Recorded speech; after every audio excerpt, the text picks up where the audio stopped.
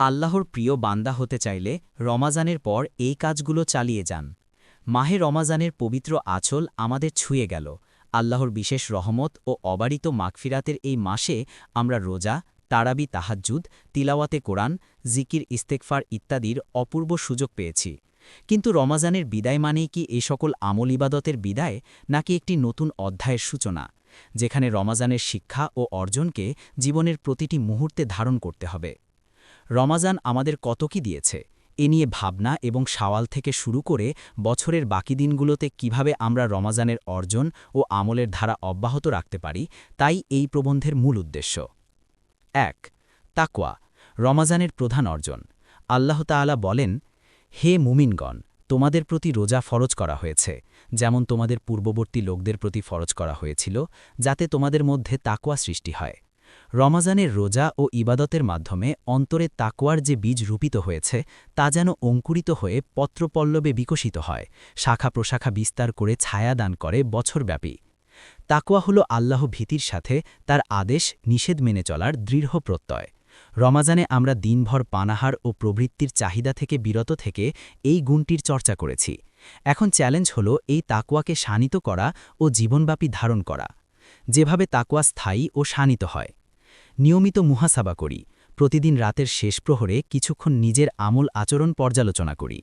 রাসূলুল্লাহ সাল্লাল্লাহু আলাইহি ওয়াসাল্লাম বলেছেন, বুদ্ধিমান সেই ব্যক্তি যে নিজের হিসাব নেয় এবং মৃত্যুর পরের জীবনের জন্য আমল করে। খালিফাতুল মুসলিমিন হজরত উমর ইবনুল খাত্তাব রায়ের বিখ্যাত উক্তি স্মরণ রাখি। তিনি বলেন, তোমাদের হিসাব নেওয়ার পূর্বেই তোমরা নিজেরাই নিজেদের হিসাব নাও। গুনাহ থেকে দূরে থাকি। রমাজানে যেমন গুনাহ থেকে দূরে থাকতাম, রোজার ক্ষতি হয় এমন কিছু থেকে সর্বোচ্চ সতর্ক থাকতাম, তেমনি রমাজানের পরেও সব ধরনের গুনাহের ব্যাপারে সতর্ক থাকি, নিরাপদ দূরত্ব বজায় রাখি। স্মরণ রাখি, রোজা অবস্থায় অজু করতে গিয়ে কত সতর্ক থেকেছি। কোনোভাবেই যেন পানি গলার ভেতর যেতে না পারে। আবার অজু শেষে বারবার থুথু ফেলেছি, যাতে কুলি করার কারণে পানির যে অংশ মুখে থেকে যায় তা যেন ভেতরে চলে না যায়। যদিও অজুর পর এভাবে বারবার থুথু ফেলা জরুরি নয়, কিন্তু এটা আমাদের বাড়তি সতর্কতা। জীবনের প্রতিটি ক্ষেত্রেও যদি আমরা আল্লাহর আদেশ নিষেধের ব্যাপারে এমন সতর্ক থাকি, তাহলেই আমাদের রোজার অর্জন সার্থক হবে। ২. তওবা, ইস্তেগফার ও গুনাহ থেকে দূরে থাকা। রমাজানে আমরা ইফতারের আগের দোয়ায়, তারাবির পর, তাহাজ্জুদে, ফরজ নামাজের পর বারবার আল্লাহর কাছে ইস্তেগফার করেছি, চোখের পানি ফেলে গুনাহের জন্য ক্ষমা চেয়েছি, কৃতপাপ থেকে তওবা করেছি। রমাজান পরবর্তী জীবনেও আমরা তওবা ইস্তেগফারের এই আমল জারি রাখতে পারি। সকাল সন্ধ্যায় ইস্তেগফারের আমল করি। দৈনিক কমপক্ষে ১০০ বার ইস্তেগফার পাঠ করি এবং দিল থেকে আল্লাহর কাছে ক্ষমা চাই।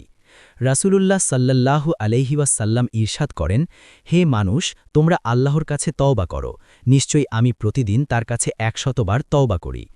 অনেকেই আছি রমাজানে ইবাদতে পূর্ণতা আনতে পারিনি বা গুনাহে জড়িয়ে পড়েছি। তাদের জন্য সুসংবাদ হল আল্লাহর রহমতের দরজা সারা বছর খোলা। নবীজি সাল্লাল্লাহু আলাইহি ওয়াসাল্লাম বলেছেন, আল্লাহ তাআলা রাতে তার ক্ষমার হাত প্রসারিত করেন, যাতে দিনের অপরাধী তওবা করতে পারে, এবং দিনে তার ক্ষমার হাত প্রসারিত করেন, যাতে রাতের অপরাধী তওবা করতে পারে। সূর্য পশ্চিম দিক থেকে উদিত হওয়া বা কিয়ামতের আগ পর্যন্ত এই সুযোগ অবারিত। গুনাহের পুনরাবৃত্তি রোধ করি। এমন যেন না হয় রমাজান শেষ তো পুনরায় গুনাহে জড়ানো যাক, নাউজুবিল্লাহ। তবে আমরা কেউই আত্মবিশ্বাস হারাব না। কোনো গুনাহ হয়ে গেলে সাথে সাথে তওবা করে নেই। রাসূলুল্লাহ সাল্লাল্লাহু আলাইহি ওয়াসাল্লাম ইরশাদ করেছেন, যে বান্দা কোনো গুনাহ করে, তারপর উত্তমরূপে অজু করে এবং ২ রাকাত সালাত আদায় করে, এরপর আল্লাহ তাআলার নিকট ক্ষমা প্রার্থনা করে, আল্লাহ তাকে ক্ষমা করে দেন। ৩. আমল ইবাদতের ধারাবাহিকতা। রমাজানের রোজা, তারাবি, তাহাজ্জুদ ও কোরআন তিলাওয়াতের ধারা যেন শাওয়ালে থেমে না যায়।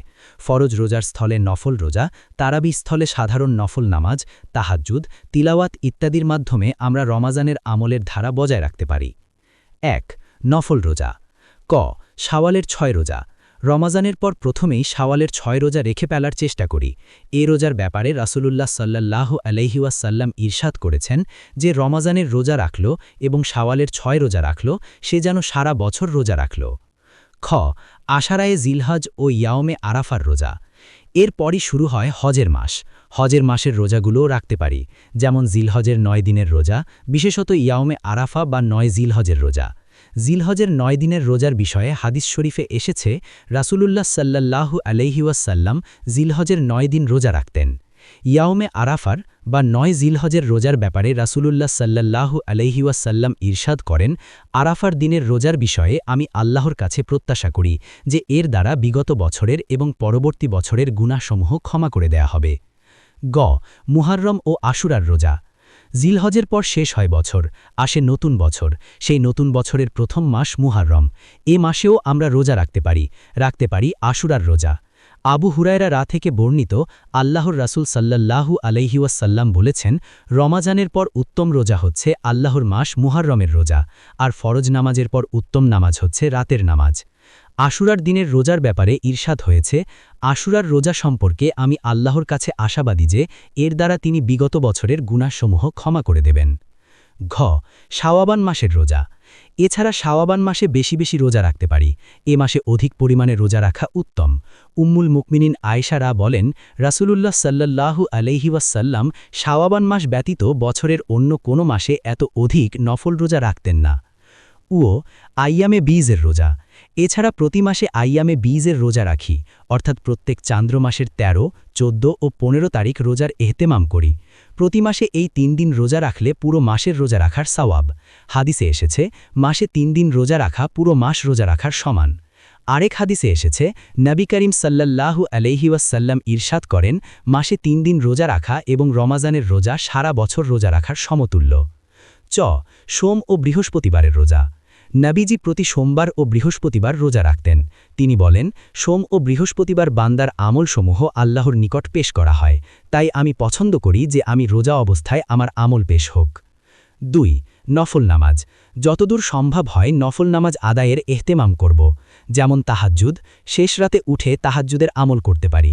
রাতের নীরবতা কাজে লাগিয়ে আল্লাহর সাথে কথোপকথনের এই সুযোগ ছাড়ব না। তাহাজ্জুদের গুরুত্ব ও ফজিলত প্রসঙ্গে নবীজি বলেছেন, ফরজ নামাজের পর সর্বোত্তম নফল নামাজ হল রাতের নামাজ তথা তাহাজ্জুদ। ইশরাক ও চাশত। সূর্যোদয়ের পর থেকে সূর্য একেবারে মাথার ওপর আসার আগ পর্যন্ত এ সময়ে কোনো ফরজ নামাজ না থাকলেও নফল নামাজ রয়েছে। তাই এই সময়েও আমরা চাইলে কিছু নফল নামাজ আদায় করতে পারি, যেমন সূর্যোদয়ের পরপর ২ রাকাত এবং রৌদ্রতাপ কিছুটা বাড়লে ৪ রাকাত নামাজ আদায় করতে পারি। নামাজের রাকাত সংখ্যা নির্ধারিত নয়। কেউ যদি ২ রাকাত পড়ে তাহলেও এই নফল নামাজটি আদায় হবে। ৮ রাকাত, ৪ রাকাত সব রকম বর্ণনাই রয়েছে। অতএব কমপক্ষে ২ রাকাত পড়ার চেষ্টা করি, চাইলে এর বেশিও পড়তে পারি। হাদিস শরীফে চাশতের নামাজ তথা সালাতুদ দোহার অনেক ফজিলত এসেছে, যেমন নবী সাল্লাল্লাহু আলাইহি ওয়াসাল্লাম বলেছেন, তোমাদের প্রত্যেকের প্রতিটি অঙ্গ প্রত্যঙ্গের জোড়া গ্রন্থির উপর সদকা রয়েছে। অতএব এর জন্য প্রত্যেকটি তাসবিহ সদকা হবে, প্রত্যেকটি তাহমিদ বা আলহামদুলিল্লাহ বলা সদকা হবে, প্রত্যেকটি তাহলিল বা লা ইলাহা ইল্লাল্লাহ বলা সদকা হবে, প্রত্যেকটি তাকবীর বা আল্লাহু আকবার বলা সদকা হবে, আমর বিল মারুফ সদকা হবে, নাহি আনিল মুনকার সদকা হবে। অর্থাৎ এর প্রত্যেকটি দ্বারা ওই সদকা আদায় করা যাবে, আর এর প্রত্যেকটির জন্য চাশতের ২ রাকাত নামাজই যথেষ্ট হবে। সহি মুসলিম, হাদিস সংখ্যা ৭২০। অন্যত্র হাদিসে কুদসিতে বর্ণিত হয়েছে, রাসূলুল্লাহ সাল্লাল্লাহু আলাইহি ওয়াসাল্লাম বলেন, আল্লাহ তাআলা বলেছেন, হে আদম সন্তান, তুমি দিনের শুরুতে আমার জন্য ৪ রাকাত নামাজ আদায় করো, আমি পুরো দিন তোমার জন্য যথেষ্ট হয়ে যাব। দিন রাতের ১২ রাকাত সুন্নাত নামাজ।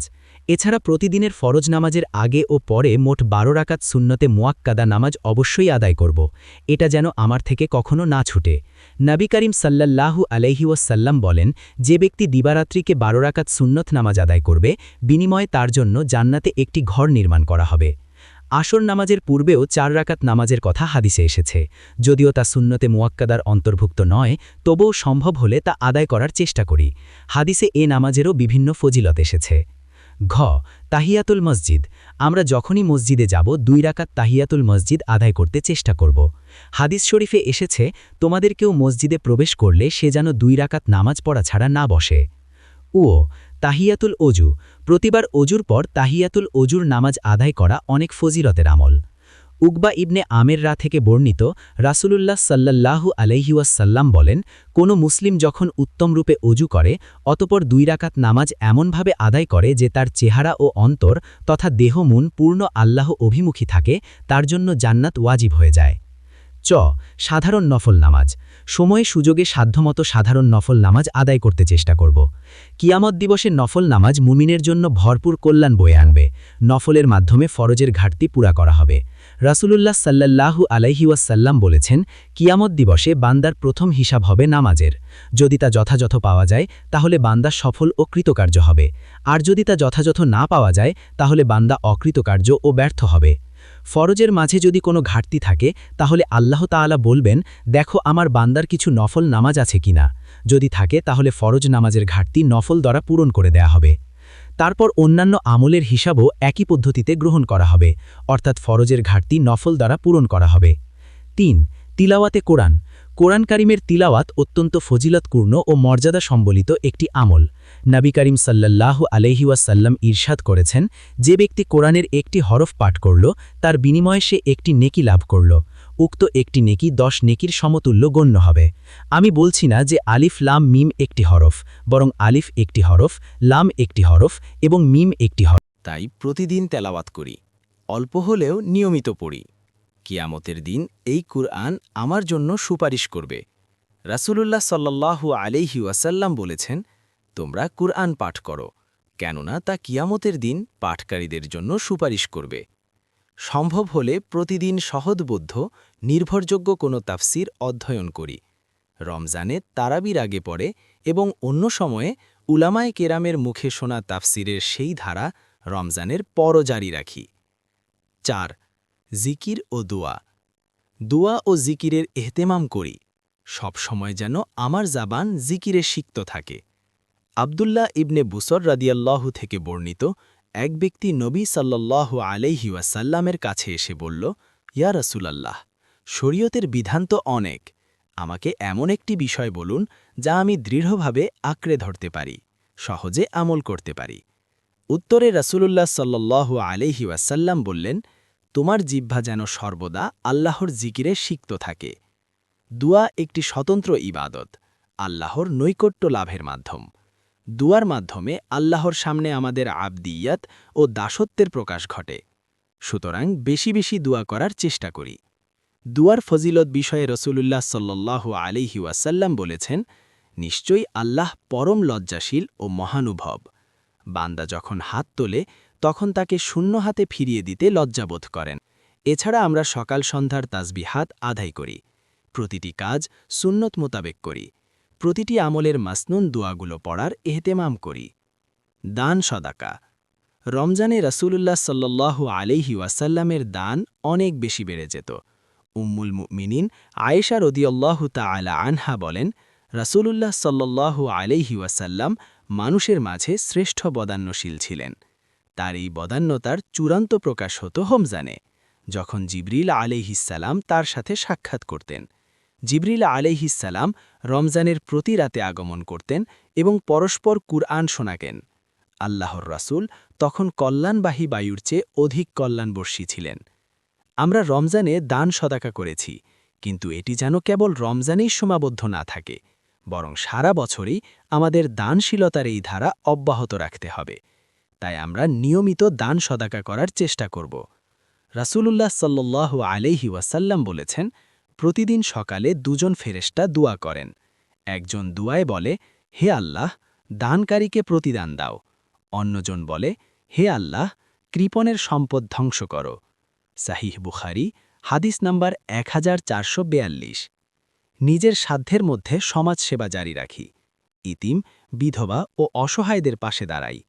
আল্লাহ আমাদের সকলকে রমজানের আমলের ধারা অব্যাহত রাখার তৌফিক দান করুন। ঈমান ও নেক আমলের জিন্দেগি নসিব করুন। আমিন।